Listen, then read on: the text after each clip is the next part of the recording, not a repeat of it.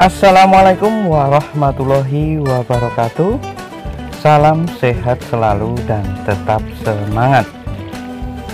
Pakan merupakan komponen paling penting dalam usaha budidaya ikan, khususnya ikan lele. Biaya produksi terbesar bersumber dari pakan. Sayangnya, harga pakan ikan lele tidaklah murah ya, karena sebagian bahan bakunya diimpor dan kandungan protein yang tinggi, yaitu di atas 30%. Untuk mengatasi kendala tersebut, agar proses budidaya ikan yang kita jalankan dapat berkembang dan juga menghasilkan keuntungan yang lebih, ada baiknya kita mengetahui bagaimana cara membuat pakan lele alternatif dan sebagai substitusi pelet buatan pabrik. Terdapat dua tipe pakan alternatif, yaitu pakan dari bahan-bahan utama dan pakan yang memanfaatkan bahan sisa-sisa. Pakan dari bahan utama dibuat dari bahan-bahan yang memiliki kandungan nutrisi sesuai kebutuhan ikan lele. Sedangkan pakan tambahan didapat dari bahan-bahan organik, sisa atau yang harganya murah dan ketersediaannya melimpah. Sebelum membahas tentang pembuatan pakan alternatif, ada baiknya kita mengetahui dulu kandungan nutrisi pakan yang dibutuhkan oleh ikan lele untuk dapat tumbuh dan berkembang secara optimal.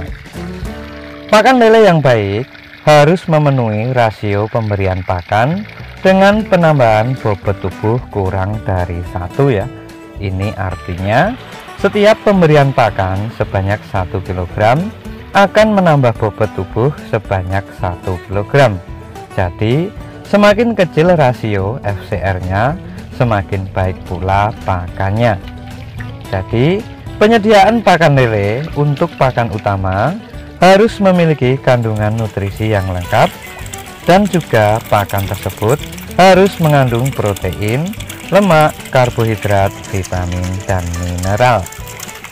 Protein di sini berfungsi sebagai sumber energi utama ya, karena ikan lele merupakan jenis ikan karnivora yang membutuhkan protein yang tinggi, yaitu lebih dari 30–35% dari berat total pakan yang kita berikan.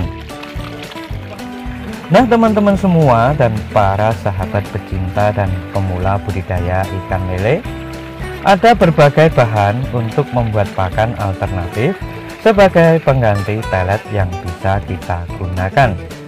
Kandungan utama pelet yang paling dominan adalah tepung ikan ya, karena kandungan proteinnya yang tinggi dan gizi lainnya. Namun karena harga tepung ikan ini terbilang juga mahal, kita bisa menggantinya dengan ikan rucah dan kita jadikan tepung sendiri, dan juga diolah dengan mencampurnya dengan bahan-bahan lain yang lebih murah tanpa mengurangi kandungan protein yang ada, sehingga biaya produksi dalam budidaya yang kita jalankan dapat lebih ditekan, dan juga ikan-ikan lele yang kita pelihara juga bisa tumbuh dan berkembang secara optimal.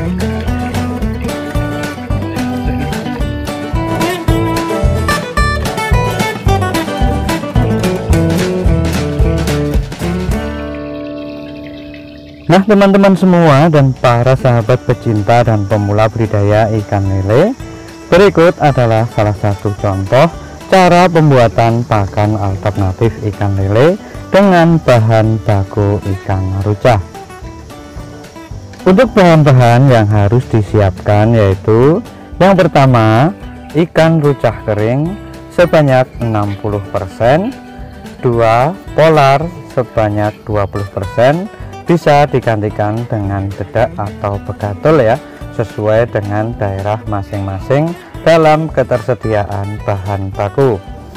Selanjutnya juga kita menggunakan tepung jagung sebanyak 5%, tepung tapioka 5%, pelet alfit atau yang berprotein rendah ya sebanyak 10%, ragi tempe secukupnya, dan juga bisa ditambahkan dengan mineral maupun vitamin untuk mencukupi kebutuhan kandungan nutrisi pakan yang dibutuhkan untuk ikan lele.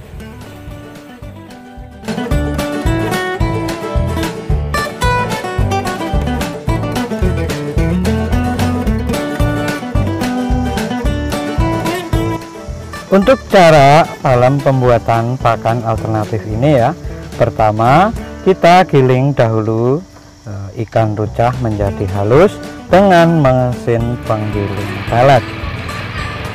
Selanjutnya kita campurkan hasil gilingan ikan rucah dengan semua bahan-bahan, lalu kita aduk hingga tercampur rata. Nah, bisa ditambahkan dengan sedikit air ya, agar adonan menjadi katalis. Selanjutnya untuk langkah yang ketiga, yaitu masukkan adonan dalam wadah dan ditutup rapat ya. Kita diamkan selama kurang lebih 12 jam. Kemudian baru kita cetak adonan yang sudah jadi menjadi bentukan pelet dengan mesin pelet manual ataupun otomatis. Bisa ditambahkan vitamin dan mineral untuk melengkapi kebutuhan nutrisi ikan lele. Setelah terbentuk pelet, bisa langsung diberikan pada ikan lele ya. Namun jika pembuatannya banyak, bisa dijemur pada terik matahari langsung agar kering. Nah, pelet yang sudah kering bisa disimpan pada wadah tertutup dan rapat ya, untuk menghindari kerusakan pelet dan gangguan dari adanya jamur yang timbul pada pakan.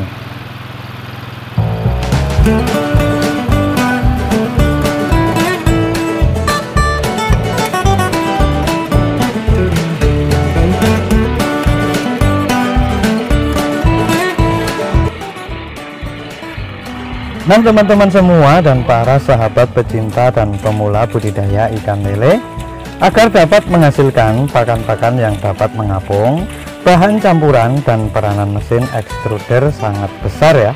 Sehingga itu alasannya mengapa jangan pernah mencampurkan bahan yang tidak diolah terlebih dahulu ke dalam bentuk tepung ya sebelumnya.